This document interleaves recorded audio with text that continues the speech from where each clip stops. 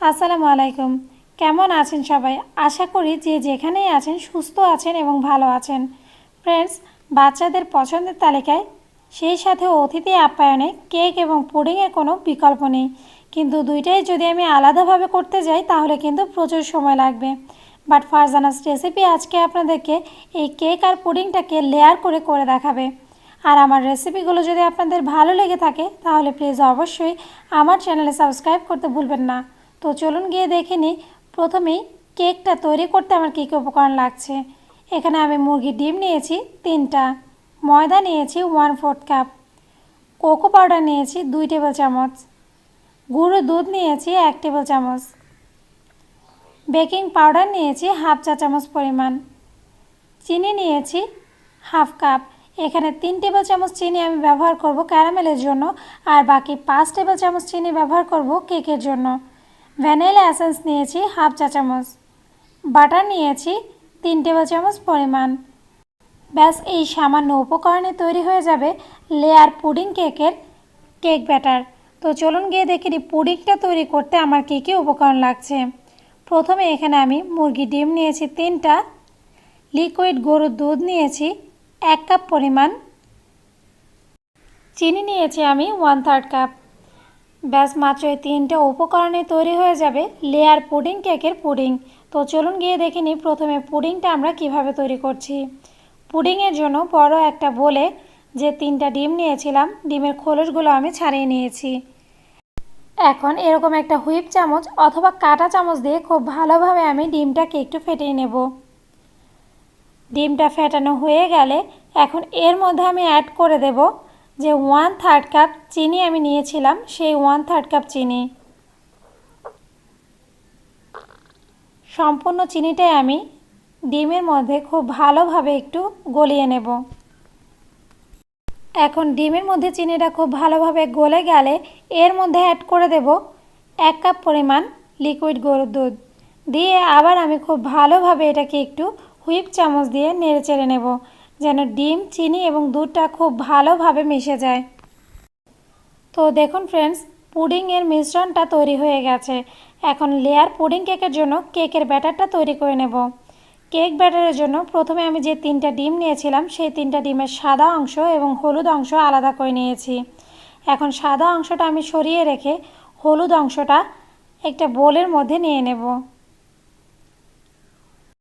এরপর এই ডিমের কুসুমগুলোকে আমি হুইপ চামচ অথবা কাঁটা চামচ দিয়ে খুব ভালোভাবে একটু মিশিয়ে নেব।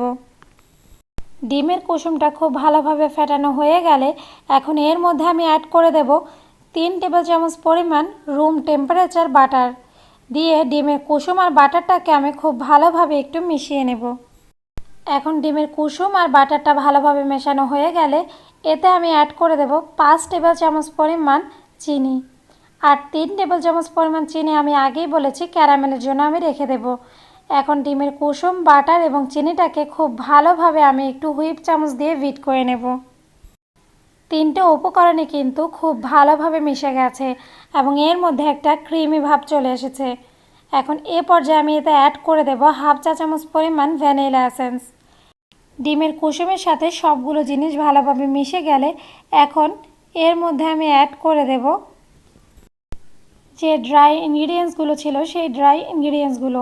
প্রথমে এরকম একটা চালনির মধ্যে নিয়ে নেব 1/4 কাপ ময়দা, 1/2 চা চামচ পরিমাণ বেকিং পাউডার, 1 টেবিল চামচ পরিমাণ গুঁড়ো দুধ, আর দিয়ে দেব 2 টেবিল চামচ পরিমাণ কোকো পাউডার। ব্যাস হয়ে গেছে। এখন এই সবগুলোকে আমি খুব ভালোভাবে একটু চালনিতে চেলে ডিমের হলুদ অংশের মিশ্রণের মধ্যে দিয়ে দেব। তো দেখুন ফ্রেন্ডস, চালনি দিয়ে চালার পর যে অবশিষ্ট অংশটা থাকবে সেটা কিন্তু আমরা ফেলে দেব। এখন ডিমের হলুদ অংশের সাথে আমি খুব ভালোভাবে এই শুকনো উপকরণগুলো মিশিয়ে নেব। তো দেখুন ফ্রেন্ডস, এরই সাথে কেক ব্যাটারটা তৈরি হয়ে গেছে। এখন আরেকটা মিক্সিং বলে যে 3টা ডিমের সাদা অংশ আমি আলাদা করে রেখেছিলাম সেই 3টা ডিমের সাদা অংশকে খুব ভালোভাবে আমি ইলেকট্রিক বিটার দিয়ে একটু ফোম করে নেব। তো দেখুন ফ্রেন্ডস, সম্পূর্ণ ডিমের সাদা অংশটা কিন্তু খুব ভালোভাবে ফোম করা হয়ে গেছে, কেননা ফোমটা কিন্তু একটু মুভ করছে না। এখন সামান্য পরিমাণ ডিমের সাদা অংশের ফোমটা আমি নিয়ে আগে থেকে যে কেক ব্যাটারটা রেডি করে রেখেছিলাম তার মধ্যে দিয়ে দেব। এতে কেকটা একেবারে স্পঞ্জি হবে। এখন খুব ভালোভাবে কেক ব্যাটারের সাথে ডিমের এই সাদা অংশটা আমি হালকা হাতে ঘুরিয়ে ঘুরিয়ে প্যাচেলারের সাহায্যে মিশিয়ে নেব।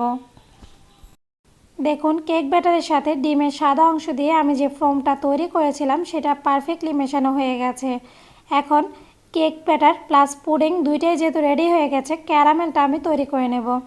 চুলায় প্যান বসিয়ে আমি আগে থেকে গরম করে নিয়েছি। এখন এই প্যানে দিয়ে দেব যে 3 টেবিল চামচ পরিমাণ চিনি আমি আগে থেকে সরিয়ে রেখেছিলাম, সেই 3 টেবিল চামচ পরিমাণ চিনি, আর দিয়ে দেব 1 টেবিল চামচ পরিমাণ পানি।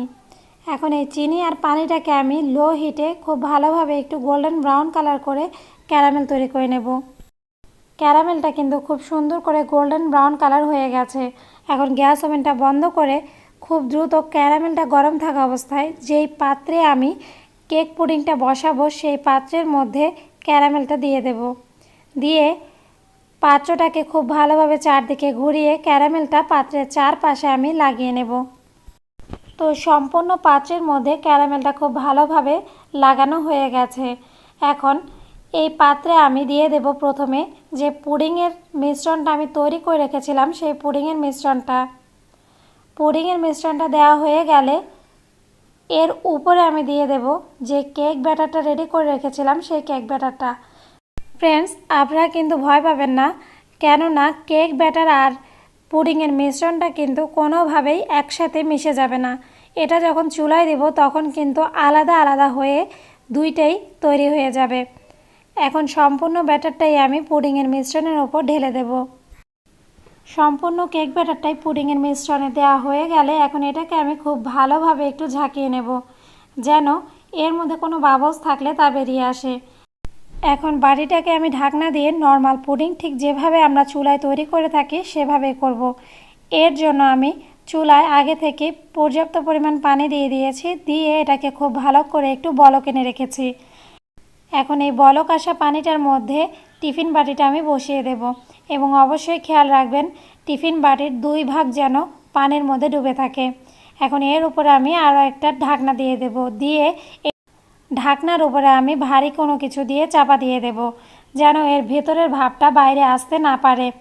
এখন এটাকে আমি এই অবস্থায় চুলায় আধা ঘন্টার জন্য মিডিয়াম হিটে বসিয়ে রাখবো। ফিরে আসছি ফ্রেন্ডস আধা ঘন্টা পর। আধা ঘন্টা পর দেখি আমার পুডিংটার কী অবস্থা হয়েছে।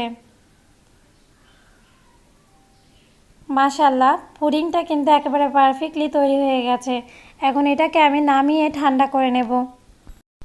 তৈরি হয়ে গেছে 2 লেয়ারের পুডিং কেক। একেবারে সহজ, শর্টকাট, ঝামেলা মুক্ত, বাচ্চাদের পছন্দের এবং অতিথি আপ্যায়নের আদর্শ ডেজার্ট। ফ্রেন্ডস, আমি এক পিস আপনাদেরকে কেটে দেখাচ্ছি এটা কতটা পারফেক্ট হয়েছে। দেখুন পুডিং কেকটা কত সুন্দরভাবে লেয়ার হয়েছে এবং এর থিকনেসটাও কিন্তু একেবারে পারফেক্ট। তো অবভিয়াসলি আপনারা এটা বাসায় ট্রাই করেন, আর আমার রেসিপিগুলো ভালো লাগলে আমার চ্যানেলে লাইক দেবেন, কমেন্ট করবেন এবং আমার রেসিপিগুলো শেয়ার দেবেন। তো আজ এ পর্যন্তই, আগামীকাল আবার দেখা হবে নতুন রেসিপির সাথে। সেই পর্যন্ত সবাই ভালো থাকবেন। আল্লাহ হাফেজ।